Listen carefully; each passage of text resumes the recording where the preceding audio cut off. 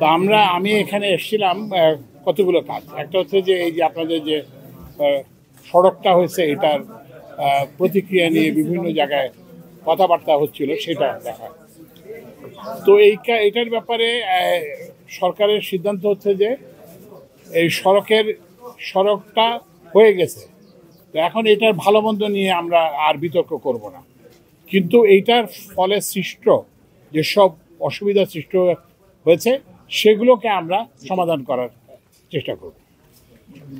তো এখানে আলোচনার সময় সবার সঙ্গে তো আমাদের কথা হলো, এখানে কতগুলো কথা উঠে এসছে। একটা হচ্ছে জেলার সঙ্গে সংযোগ, কিশোরগঞ্জ জেলার সঙ্গে সংযোগ, এবং আরেকদিকে সিলেটের সঙ্গে সংযোগ।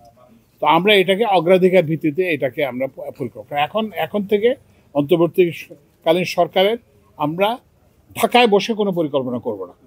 আমরা মানুষের সাথে কথা বলে মানুষ যেটা চায়, মানুষ যেটা প্রয়োজন বোধ করে সেটাই করব। আরেকটা কথা আসছে যে বন্যা এখানে দীর্ঘায়িত হচ্ছে, সময় বেশি হচ্ছে। তো এটার যেটা কারণ সেটা হচ্ছে যে ড্রেজিং হচ্ছে না, নদীগুলোতে পলি জমতেছে, সেটা হচ্ছে না। তো সেজন্য আমরা ড্রেজিংয়ের জন্য আমরা ইয়ের সঙ্গে কথা বলেছি, পানি সম্পদ সচিবের সাথে কথা বলছি, এবং পানি সম্পদ মন্ত্রণালয়ের কর্মকর্তারা এখানে শুনেছেন। এইটার ব্যাপারেও ব্যবস্থা নেওয়া হবে। আরেকটা সমস্যা হচ্ছে যে এই রাস্তা হওয়ার ফলে জমিতে বালি আসছে এবং আগাছা। তা আমরা ওই কৃষি সচিবের সাথে কথা হয়েছে, আমি কৃষি উপদেষ্টার সঙ্গে যে কথা বলবো যে এইটা কিভাবে একটা সমাধান করা যায়।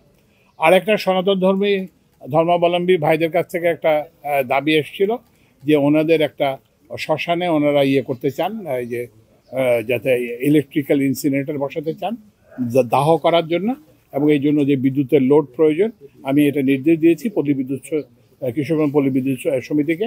এটা ইনশাআল্লাহ আগামীকাল এবং সবচেয়ে বেশি হচ্ছে পরশুর মধ্যে এটা এই সংযোগটা প্রদান করা হবে।